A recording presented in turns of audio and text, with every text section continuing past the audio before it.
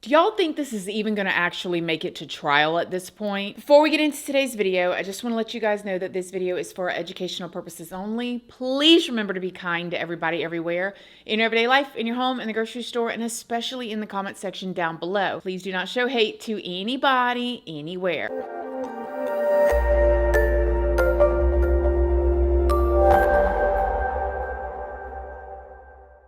So good morning, good morning, good morning. How is everybody doing today? I hope you all are having an amazing day. I hope you all are having a wonderful week so far. I hope everybody's week is getting started off on the right foot. It has been raining like crazy here in Florida, but everything seems to be going well. And I hope that all of my mommies out there and mothers had a great Mother's Day on Sunday. So in today's video, we're going to be talking about Bryan Kohberger again. If y'all remember in my last video, I said that there was a Dateline documentary coming out about Bryan just this past weekend. Well, it came out, y'all, and let me tell you, there was more new information in it than I expected. Before we get into it, I did want to let you guys know, if you don't already know, hi, my name is Christina. I do have a second channel, which is Casually Christina. We just do things way more casually over there.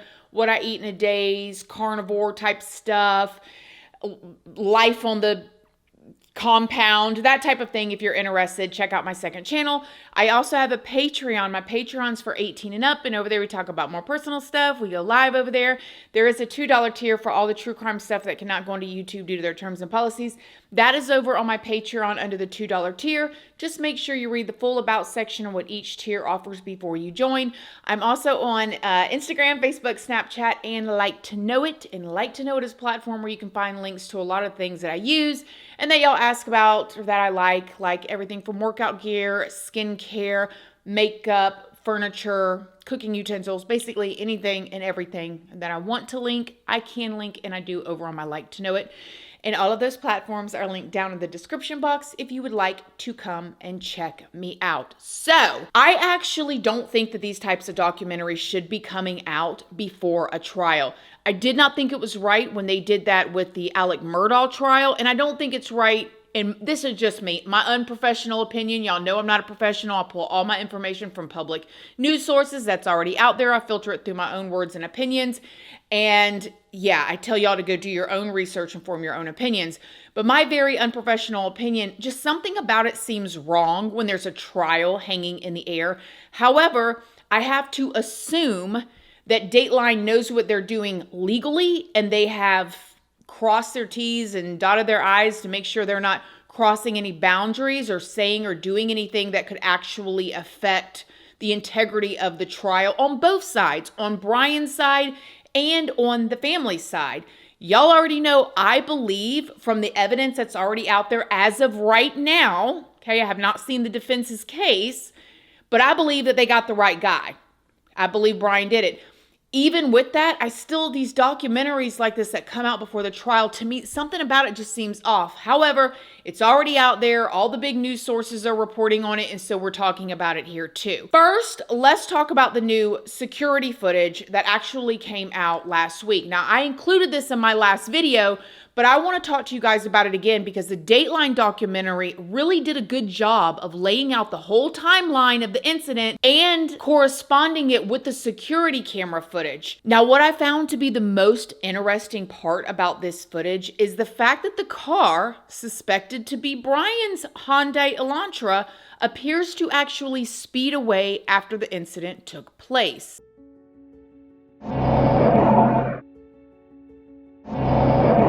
Now, also, remember, in the beginning of this investigation, there was an audio clip that was floating around of what sounded like moaning and like a dog barking coming from the King Road house while the incident was actually happening. I mean, it was rumored if this audio was real or not, or if you could make out what you were really hearing. Well, in the Dateline documentary, they seem to confirm that this audio is real. So here's the clip. Check this out.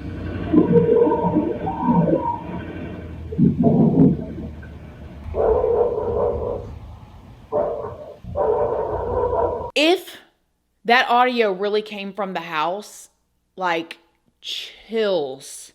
Now let's back up just a little bit. Now, back before the incident actually happened, in the Dateline episode, They talked about how when Bryan first moved into his apartment, he went down to a pool party and he was seemingly trying to socialize and meet new people. One person that he met was a woman named Holly. Now, in this episode, Holly said that day at the pool party, she was actually talking to Bryan about hiking and they ended up exchanging phone numbers. She said that she got a peculiar text from him. I was kind of mingling and socializing and started chatting with this guy, and he had told me that he had just moved and he was starting his PhD. To me, he seemed a little awkward, kind of like you might expect for a PhD student who didn't know anyone at the party and was maybe trying his best to kind of get out there and be social and make friends. The wording of the text as I look back on it is kind of peculiar. It was almost overly formal. Also in the episode, they talked about how one of Bryan's coworkers actually believed that Bryan may have broken into her apartment. This was actually also reported back in 2023, but it was never confirmed by any officials. This was back when the coworker reported asking Bryan for help installing security cameras around her house after she believed it had been broken into. Do y'all remember this? All those videos back. I have a whole playlist. We talked about this.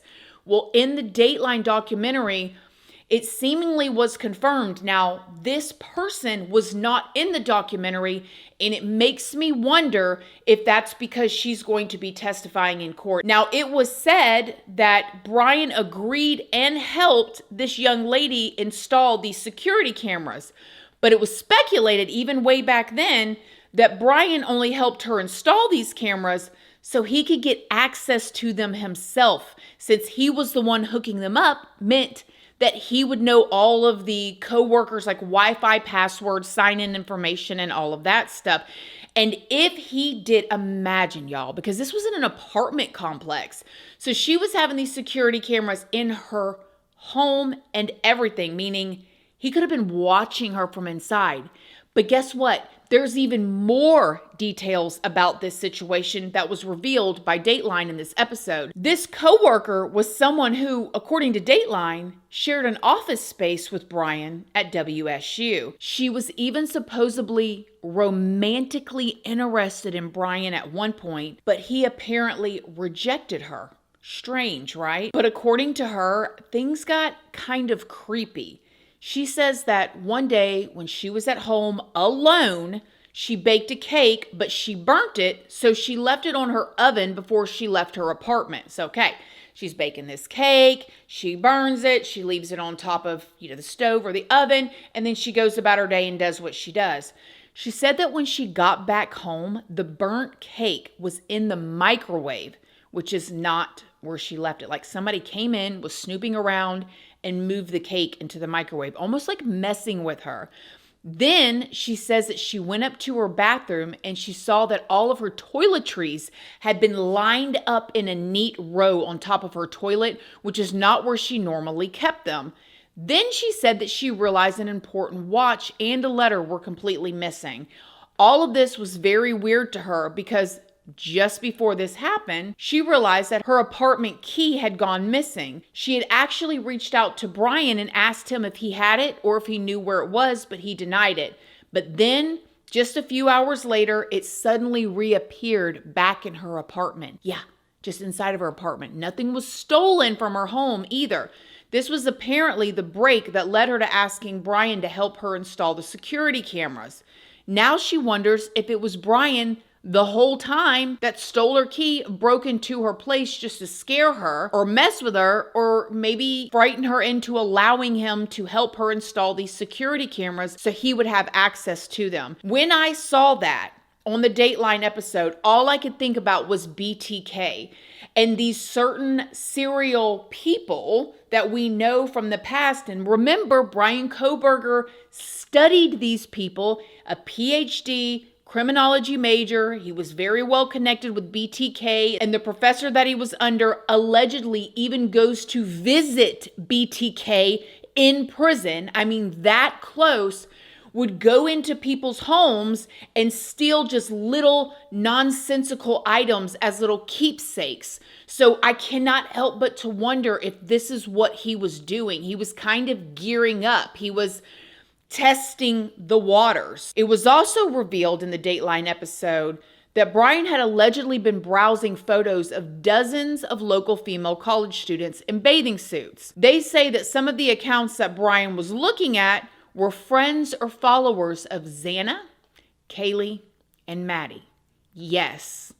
Then the episode talked about how in September and October, right before the incident occurred, Bryan was Googling things like sociopathic traits in a college student and can sociopaths behave pro-socially. Some would say that these searches may have been related to his high school work or his college work, but some wonder if Bryan realized he may not have been behaving normally. Maybe he realized that he was unraveling. And then again, maybe he was trying to see if his actions and the way that he was behaving in social interactions was showing the signs. Maybe he already knew he had these issues, but he wanted to act in a way that others could not recognize. There's a lot of theories or reasons why he could have been Googling those things. At the same time, the episode reported that Bryan was also looking at porno and using search words like drugged, sleeping, forced, and passed out. So think about this. He was looking at pleasurable or things to maybe self-pleasure, but in those categories of passed out, over medicated type of stuff. Like, I don't know, you guys. I mean, videos ago, I said this guy must be the most unlucky guy in the world if he's innocent, right? I think a lot of people are past that, thinking that that's even a possibility at this point, but you never know. You know, still got to go to trial. But just even the thought to look up that type of stuff is so weird to me. Like, that's what you want to see, is that type of content of a person passed out or over, you know what I mean? Creepy.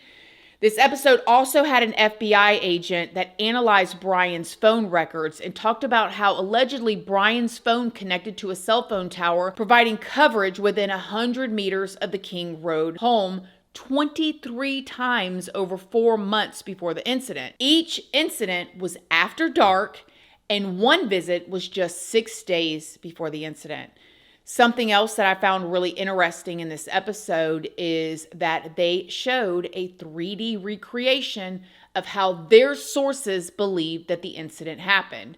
They said that Bryan entered the home through that sliding glass door, took a right, and went straight up to Maddie's room, where he found Maddie and unexpectedly found Kaylee in the bed with her. They were, they had been up all night and they were in the bed together. Then they said that they believed that Xana must have heard a commotion and went upstairs to see what was going on while Ethan stayed asleep in their bed, like Ethan was passed out from drinking. Then they said that they believed that Xana saw Bryan, ran back down the stairs to her room with Ethan, and that is when Bryan went after her. Then they mentioned that something had actually been carved into Ethan's leg. I remember that we heard rumors about this in the very beginning of the investigation, but it was never confirmed. However, it seems that Dateline is confirming that they have a source that is saying that this did happen. Now, they did say that they believe that Maddie was the actual target, but it's still very unclear if that is true or not. And if it's not, how did Bryan decide on the King Road house? I'll be interested to hear what the state's theory is on that during the trial. I also wonder if Bryan was exhausted by the time he saw DM, the roommate that survived, open her bedroom door, and that's why he ended up leaving her alive. I mean, given the surprise of Kaylee being in Maddie's bed, Bryan supposedly was running after Xana and then having to take on Ethan as well. He could have very well just been utterly exhausted, and maybe he was just worried that DM had already called 911 and he knew he needed to get out of there. Remember the security camera footage of him speeding away? That kind of is starting to make sense, because I know a lot of y'all had questions of why would he leave somebody alive? Well, if he had been through all of that, Maybe he thought, I better get out of here right now. Something else that I find very intriguing that was mentioned in the Dateline episode was that according to the FBI expert that analyzed Bryan's phone, he said that Bryan called his father just over 2 hours after the incident, around 6 a.m., and talked to him for about an hour. Now, I wonder what they could have been talking about. Now, think about this. Bryan turned off his cell phone for those 2 hours around that time. Okay, that incident happened. This phone call was just before the bathroom selfie that came out a few weeks ago. I also wonder if when they look at Bryan's phone records, if he had a habit of calling his dad that time of the morning frequently, or if it was just completely out of the blue for some reason. Now, one last thing that I wanted to talk about dealing with this episode from Dateline. After this incident, Dateline reported in this episode that Bryan had been watching YouTube videos about the incident and documentaries about Ted Bundy. He also Googled his name over and over again around the same time as when he started taking these selfies of himself in this black hoodie. He also was listening to a cover of the song Criminal by Britney Spears on YouTube. Was he romanticizing himself? Was he like getting ready to go on a spree? Did he think that he was going to be the next TB? You know, because we've talked about this before. TB literally went into a college house and left a couple people alive there, and their lives were never the same. And they dealt with a lot from the public the same way that the surviving roommates of the Idaho home are. And was he thinking he was going to be this person? And you guys, I know some of y'all still have questions about if he's being set up or not. And I'm going to say again, there's a lot of cases, in my opinion, where that question, from my point of view, is totally valid. Like the Karen Reed trial. I mean, the more you watch it, the more it's like, what are they doing? Why are they trying this woman? This has got to be some sort of cover up, in my personal opinion. But in this case, the amount of overwhelming evidence is shocking. Just from what we know so far. And we still don't even know what all is going to be put out in the trial. But what I will tell y'all is Ted denied doing those crimes the whole time he was in trial. And he had all these supporters, all these people there for him, smiling, having his back, believing that he was being set up, okay? He denied it for years in prison. Are you angry? Sure, I get angry. I get very, very angry. Believe me, I've grown in the past year, and I've learned a lot of things about myself in the past year. Mind you, even Ted's own mother and father believed that he was innocent for years after he was found guilty. They're sitting at home thinking that their poor son is sitting in prison for something that he did not do. In fact, up until Saturday, I didn't believe any of it. For 13 years, he's sworn up and down, backwards and forwards, that he was innocent. And then all of a sudden, we believed him. We wanted to believe him. He's still our son. He never came out and admitted to what he did until right before he was administered the DP, because he wanted to make right with God. That's when he came out and gave interviews and told the truth. And he also talked about where his fantasies started. And he said it was when he was about 8 years old, I believe it was. He was walking through an alley and he found a BDSM magazine, and he was young and he became obsessed with things of this nature at a young age. And he also said in that interview right before he crossed over that he believed, and from being in prison with other people that were on death row, that the majority of people on death row started watching or looking at things of that nature at a very young age, and it twisted their minds. Listen, I'm no social scientist, and I haven't done a survey. I mean, I don't pretend that I know what John Q. Citizen thinks about this. But I've lived in prison for a long time now. And I've met a lot of men who were motivated to commit violence just like me. And without exception, every one of them was deeply involved in pornography, without question, without exception, deeply influenced and consumed by an addiction to pornography. There's no question about it. The FBI's own study on serial homicide shows that the most common interest among serial killers is pornography. That's true. And it's real. It's very, very interesting. And now here he is, looking like he could have been romanticizing him. What do y'all think? Let me know what you think in the comment section down below. They did say at the end of the documentary, they mentioned this alternate person theory, but it was very fleeting. And you know, when the trial happens, I'll be very interested to see what the defense comes up with after 3 years, if they have been able to come up with a name of a person that maybe their DNA is on something and not just Bryan's. Let me know what y'all think down below. Other than that, I love y'all. Thank y'all so much for watching this video, and I'll see y'all in the next one. Love you guys. Bye.